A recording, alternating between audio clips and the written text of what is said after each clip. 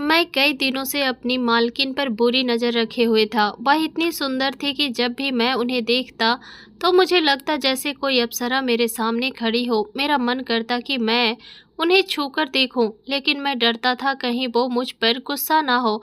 वह बेहद खूबसूरत थी, मगर फिर मुझे यह डर भी सताता था कि अगर उन्होंने या मालिक ने मेरे इरादों को भांप लिया तो वे मुझे नौकरी से निकाल देंगे। मुझे इस नौकरी की बहुत ज़रूरत थी क्योंकि घर का सारा खर्चा इसी से चलता था। गांव में मेरी माँ और 4 बहनें थीं और उन सब की जिम्मेदारी मेरे कंधों पर थी क्योंकि पिताजी का कुछ साल पहले ही देहांत हो गया था। वे एक फैक्ट्री में काम करते थे, वहीं एक मशीन की वजह से उनकी जान चली गई थी। तभी से घर की पूरी जिम्मेदारी मुझ पर आ पड़ी। मैं खुद भी अभी बहुत छोटा था और मेरी पढ़ाई भी अधूरी ही रह गई थी। मजबूरी में मैं इधर-उधर छोटी-मोटी मजदूरी करनी शुरू कर दी थी। फिर एक दिन किसी ने मुझे सलाह दी कि शहर जाकर काम करो, वहाँ अच्छे पैसे मिल जाते हैं। मैंने माँ से इस बारे में बात की। वे मुझे अकेला भेजने के लिए तैयार नहीं थे, लेकिन घर की हालत देखकर उन्होंने रोते हुए मुझे विदा किया और आशीर्वाद देकर के साथ शहर रवाना कर दिया। शहर आकर शुरुआत में मैं बहुत घबरा गया था। मैं गांव का सीधा साधा लड़का था और शहर की जिंदगी तेज रफ्तार की थी। मुझे कुछ समझ नहीं आता था, लेकिन पेट की आग ऐसी होती है कि सब कुछ सहना पड़ रहा था।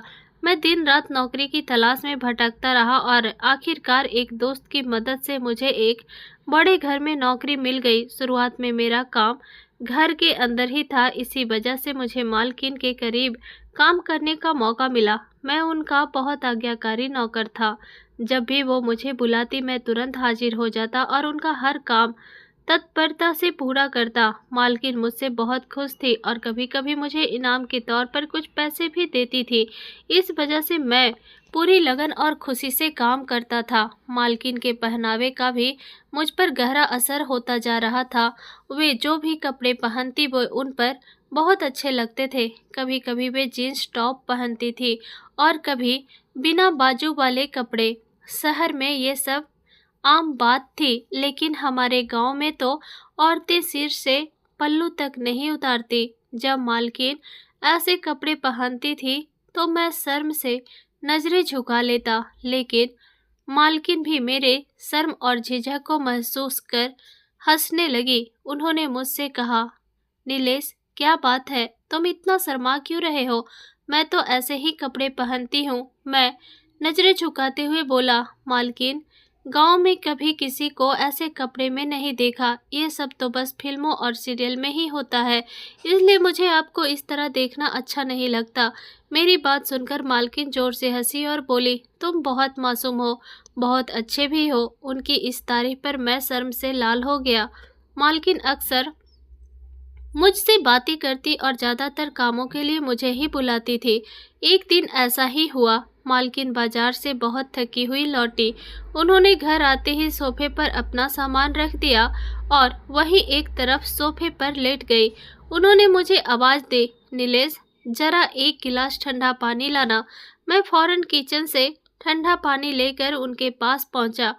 पानी पीने के बाद वह थकान भरे स्वर में बोली, आज तो बहुत थक गई हूँ, जरा मेरे पाँव दबा दो। मैं तुरंत उनके पैरों के पास बैठ गया और दबाने लगा। मुझे अजीब सा सुकून मिल रहा था। मालकिन आंखें बंद कर आराम कर रही थी और मैं उनके गोरे नाजुक पाँव देखकर मंत्रमुग्ध हो गया था। मुझे उनके पैर दबाते थोड़ी ही देर हुई थी कि अचानक साहब आ गए। उन्होंने देखकर मैं घबरा गया और तुरंत मालकिन के पाँव छोड़कर सीधे खड़ा हो गया। साहब ने हम दोनों की ओर एक गहरी सुलगती हुई नजर डाली। मालकिन अभी भी थकी सी हालत में थी, लेकिन जैसे ही उन्होंने देखा कि मैंने उनके पाँव छोड़ दिए हैं तो उन्होंने तुरंत आंखें खोल दी। सामने साहब को देखकर बोली, अरे आप कब आए? मैं तो आपका ही इंतजार कर रही थी। फिर उन्होंने मुझसे कहा, नीलेश, जाओ साहब के लिए भी ठंडा पानी ले आओ। मैं तुरंत किचन की ओर भागा। सच कहूँ तो उस समय मेरा दिल जोर जोर से धड़क रहा था। मुझे ऐसा लग रहा था जैसे मेरी चोरी पकड़ी गई हो। ऐसा लगा मानो साहब ने मेरे मन की बात पढ़ ली हो कि मैं मैडम को सही नज़रों से नहीं देख रहा। थोड़ी देर में खुद को संयमित कर मैं वापस लॉन्ज में पहुंचा और साहब को पानी दिया। उन्होंने मुझे बहुत गहरी नज़रों से देखा। मेरे माथे पर पसीने की बूंदें उभर आई, जबकि मालकिन अब तक उनके कर्म में जा चुकी थी। साहब ने गिलास हाथ में लिए हुए मुझसे कहा, अपनी मालकिन का खास ख्याल रखना और इस घर में बहुत जरा संभल कर रहना। मैंने बस सिर हिला दिया। साहब की ठंडी मगर गूंजती हुई बात मेरे रोंगटे खड़े कर गई। मैं उनकी बात का पूरा अर्थ उस समय नहीं समझ सका, लेकिन उसके बाद मैंने खुद पर बहुत नियंत्रण रखना शुरू कर दिया। जब भी मैं मालकिन को देखता नजरें फेर लेता, लेकिन मैं भी आखिर एक इंसान था। मालकिन जैसी जवान और खूबसूरत औरत को देखकर मेरे दिल में अजीब अजीब ख्याल आने लगते थे। मुझे ऐसा महसूस होता था कि शायद मालकिन भी मेरे इन ख्यालों से वाकिफ है, लेकिन उन्होंने कभी कुछ कहा नहीं। यही वजह थी कि मैं चुपचाप उन्हें देखता रहता। वह जिस अंदाज में हंसती, बोलती और घर में चलती फिरती थी, वह मुझे बेहद अच्छी लगती थी। शायद यही कारण था कि मैं हर वक्त उनकी नज़र के सामने रहा करता था, क्योंकि मेरा काम ही घर के अंदर था। इन्हीं दिनों एक अजीब सी घटना घट गई। हमारे घर के बगल वाले घर में कुछ डाकू घुस आए। वहां के चौकीदार ने जब फायरिंग शुरू की तो डाकुओं ने भी जवाब में फायरिंग कर दी। दुर्भाग्य से हमारे घर का चौकीदार भी इस गोलीबारी में घायल हो गया। अब घर में कोई चौकीदार नहीं बचा था। साहब ने मुझे बुलाया और कहा, अब से इस घर की चौकीदारी तुम करोगे। मैं किसी नए चौकीदार को बिना गारंटी के नहीं रख सकता। उन्होंने मेरी ड्यूटी गेट पर लगा दी। मैं यह काम करना नहीं चाहता था, लेकिन मेरी मजबूरी थी, इसलिए चुपचाप बाहर चौकीदारी की कुर्सी पर जाकर बैठ गया। अब मैं घर के अंदर से बाहर आ चुका था। दिल बिल्कुल नहीं लगता था, क्योंकि अब मुझे मालकिन दिखाई नहीं देती थी। सिर्फ तभी नजर आती जब वह घर से बाहर जाती या लौटती, या फिर कभी कभार जब मैं कोई सामान रखने अंदर जाता। मेरा मन बहुत बेचैन रहने लगा। पहले वह हर पल मेरी आंखों के सामने होती थी, अब बस यादों में थी। मैं हर वक्त उनके बारे में ही सोचता रहता था। मुझे ऐसा लगता था जैसे साहब ने मुझसे किसी बात का बदला ले लिया हो, जो मुझे अंदर से हटाकर बाहर चौकीदारी पर बैठा दिया, जबकि मैं वह काम नहीं करना चाहता था। लेकिन हालात कुछ ऐसे थे कि मन भी नहीं कर सकता था। इन्हीं दिनों घर से मेरी माँ का फ़ोन आया। पिताजी की तबीयत बहुत ज़्यादा बिगड़ गई थी। माँ ने मुझे तुरंत गांव आने को कहा और यह भी कहा कि कुछ पैसे लेकर आना, क्योंकि पिताजी को बड़े अस्पताल में दाखिल करवाना पड़ेगा। मैंने मालकिन से छुट्टी की बात की। उन्होंने मुझे 3 दिन की छुट्टी दे दी, साथ ही तनख्वाह के अलावा कुछ अतिरिक्त पैसे भी। यह कहकर दिए, अपने घर वालों के लिए कुछ ले जाना। उनका यह व्यवहार देखकर मेरा दिल भर आया। जितनी खूबसूरत वह बाहर से थी, उतना ही खूबसूरत उनका दिल भी था। मैं उनका बेहद एहसानमंद हुआ। उन्होंने जो पैसे दिए थे मैंने संभाल कर रख लिए, क्योंकि नहीं पता था कि पिताजी के इलाज में कितना खर्च आ जाएगा। जब मैं गांव पहुंचा तो मेरी चारों बहनें मुझसे लिपट गई। बहुत दुखी हो गई थी, क्योंकि मैं पहली बार इतने लंबे समय के लिए घर से बाहर रहा था। उनकी ममता और प्यार देखकर मेरी आंखें भर आई। मैं बारी बारी से अपनी सारी बहनों को गले लगाकर प्यार करने लगा। माँ की आंखों में भी आंसू भर आए। उन्होंने भराए स्वर में कहा, नीलेश, तू कितना कमजोर हो गया है। शहर की हवा तुझे सूट नहीं कर रही। उन्हें लग रहा था कि मैं पहले से ज्यादा दुबला और श्यामला हो गया हूँ। माँ का प्यार और चिंता देखकर मैं मुस्कुरा दिया और बोला, माँ, मैं बिल्कुल ठीक हूँ, आप फिक्र मत करिए। मुझे बस पिताजी की तबीयत के बारे में बताइए। मेरे इतना पूछते ही माँ दुखी हो गई और कहने लगी, तेरे पिताजी को बुखार आने लगा था। हमने पास के मेडिकल से दवाई मंगवाई, लेकिन कोई फायदा नहीं हुआ। कभी बुखार उतरता तो कभी चढ़ जाता। फिर उन्हें उल्टियाँ होने लगी। जब डॉक्टर को दिखाया तो उन्होंने कुछ टेस्ट करने को कहा। हमने यहीं के अस्पताल में टेस्ट करवाए और तब पता चला कि तेरे पिताजी लीवर में खराबी है। डॉक्टर ने सलाह दी कि इन्हें किसी बड़े अस्पताल में भर्ती कराया जाए। बेटा, मैंने तुझे इसलिए बुलाया है कि तू खुद अपने पिताजी को लेकर जाए और उनका इलाज अच्छे से करवा सके। हम औरतों को कुछ नहीं पता बेटा। माँ की बात सुनकर मेरा दिल बेचैन हो उठा। मैं उन्हें तसल्ली देते हुए उठ खड़ा हुआ और पिताजी के कमरे की ओर चल पड़ा। पिताजी बिस्तर पर लेटे थे। मैंने धीरे से पूछा, पिताजी कैसे हैं आप? उन्होंने नम आंखों से मेरी ओर देखा और बहुत ही उदास लहजे में बोले, बेटा, लगता है अब आखिरी वक्त आ गया है। मैंने तुरंत उनके मुंह पर हाथ रख दिया और कहा, पिताजी ऐसी बातें मत कीजिए, आपको हमारी उम्र लग जाए। पर पिताजी धीरे से बोले, नीलेश बेटा, अब सब कुछ साफ नजर आने लगा है, शायद यही मेरा आखिरी वक्त है। अच्छा हुआ तू आ गया, बहुत इच्छा थी तुझसे मिलने की, तुझसे बातें करने की, तेरे आने से बड़ा सुकून मिला है। पिताजी की ये बातें मेरे दिल को चीर रही थी, लेकिन उसी पल मैंने मन ही मन फैसला कर लिया कि अगली सुबह उन्हें किसी अच्छे अस्पताल में जरूर ले जाऊंगा और जो भी मुमकिन हुआ इलाज करवाऊंगा। मगर मुझे क्या मालूम था कि अगली सुबह कभी आएगी ही नहीं। उसी रात पिताजी इस दुनिया से हमेशा के लिए चले गए। उन्होंने हम सबको रोते बिलखते छोड़ दिया। यह मेरे लिए एक बहुत बड़ा सदमा था, मगर मेरी बहनों की हालत देखकर तो मेरा दिल और भी टूट गया।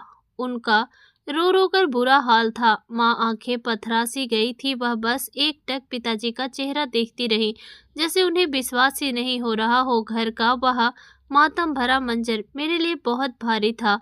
फिर भी मैंने अपने आंसू भीतर ही रोक लिए ताकि मेरी माँ और बहनों को हिम्मत दे सकूं।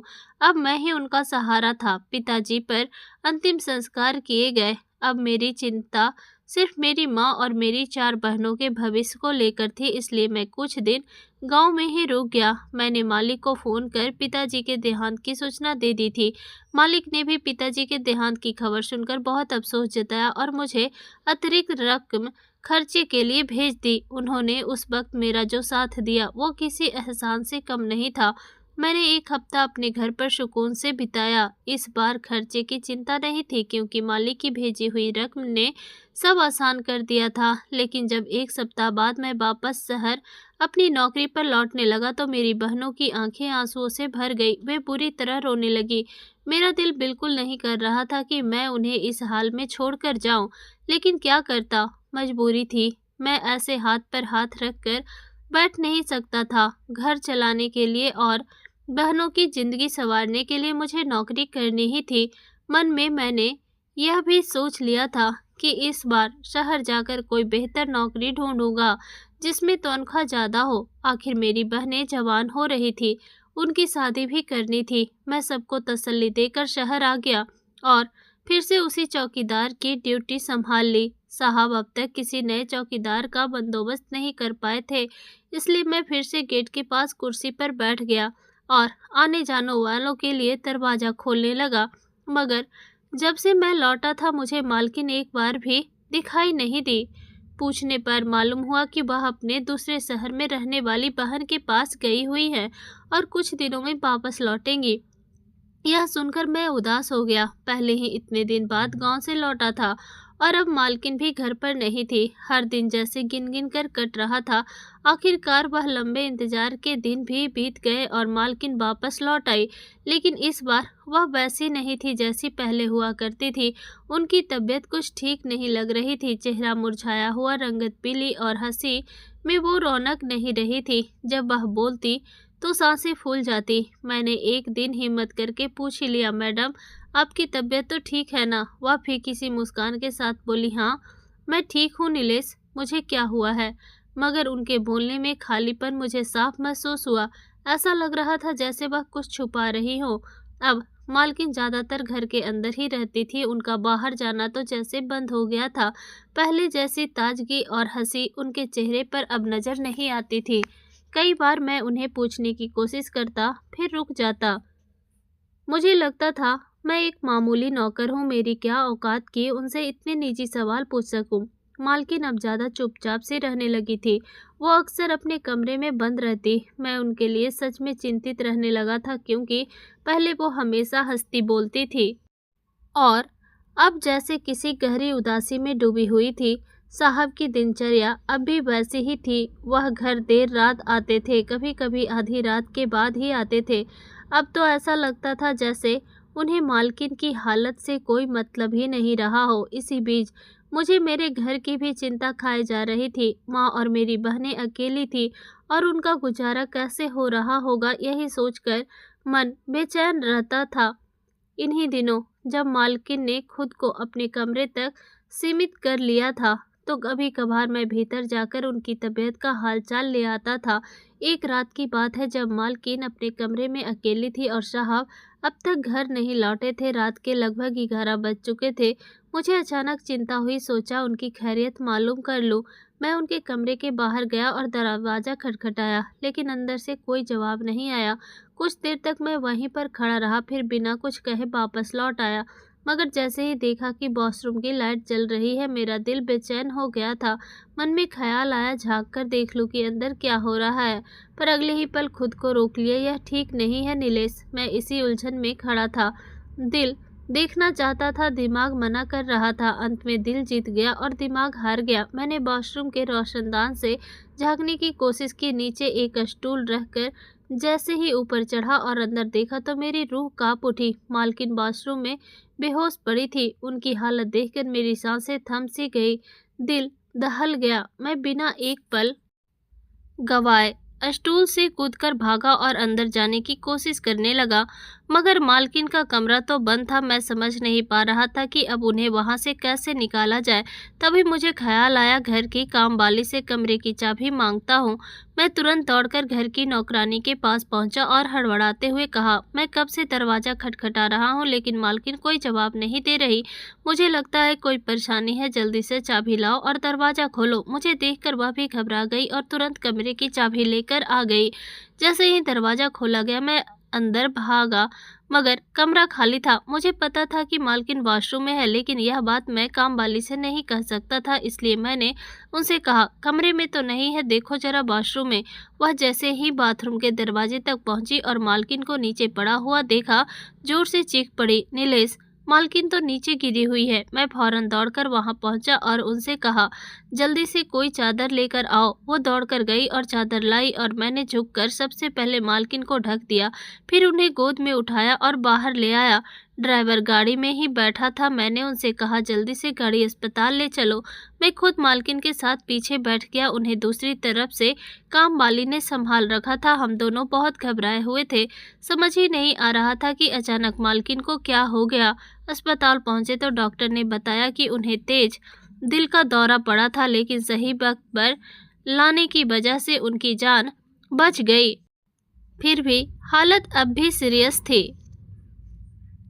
मैंने तुरंत साहब को फ़ोन कर दिया था, तो वो भी सीधे अस्पताल आ गए। उन्होंने डॉक्टर से बात की और बाकी इलाज की जिम्मेदारी ली। 2 दिन बाद मालकिन को अस्पताल से छुट्टी मिल गई। वो अब पहले से ठीक थी, लेकिन अब भी बहुत कमज़ोर लग रही थी। उन 2 दिनों में मेरी तो हालत ही खराब हो गई थी। ना नींद आई, ना भूख लगी। हर वक्त बस उनका ही ख्याल रहता था। जब वो घर लौटी तो एक दिन उन्होंने मुझे पास बुलाया, मुस्कुराते हुए बोली, नीलेश, मुझे पता था कि तुम मेरी तबीयत पूछने आए थे। जब मैंने कुछ जवाब नहीं दिया तो तुमने नौकर से ताला खुलवाया और मुझे समय रहते अस्पताल पहुंचाया। इसके लिए मैं तुम्हारी बहुत शुक्रगुजार हूँ। उनकी बात सुनकर मुझे अंदर से शर्म आने लगी, क्योंकि सच तो ये था कि मैं तो उन्हें देखने गलत इरादे से गया था, लेकिन अब वो मुझे धन्यवाद दे रही थी। मैं कुछ बोल ही नहीं पाया। थोड़ी देर बाद मैंने हिम्मत करके पूछा, मैडम, आप तो अभी बहुत छोटी हैं, फिर ऐसा क्या हो गया कि आपको इतना बड़ा दिल का दौरा पड़ गया? वो थोड़ी देर चुप रही, फिर बोली, कुछ बातें सीधे दिल में लगती है नीलेश। तुम्हारे साहब की बेवफाई ने मेरा दिल तोड़ दिया है। तुम खुद देखो, क्या मुझ में कोई कमी है? मैं पढ़ी लिखी हूँ, खूबसूरत हूँ, रहन सहन भी जानती हूँ, लेकिन फिर भी उन्होंने मुझे छोड़कर किसी और को पसंद किया। वो औरत ना खूबसूरत है, ना उसे रहन सहन की तमीज़ है, और उसे देखकर दोबारा देखने का भी मन नहीं करता। फिर भी तेरे साहब उसी के पीछे पड़े हैं। अब तुम ही बताओ, क्या इस बात का दुख नहीं होगा मुझे? मेरा दिल जैसे टूट गया है, अब तो जीने का भी मन नहीं करता। यह कहते कहते उनकी आंखों से आंसू बहने लगे और मैं बस चुपचाप उन्हें देखता रह गया। दोस्तों, इस कहानी का अगला भाग सुनने के लिए चैनल को सब्सक्राइब जरूर करें और हाँ, नोटिफिकेशन बेल जरूर दबाएं, ताकि अगली अपडेट आपको सबसे पहले मिले। धन्यवाद।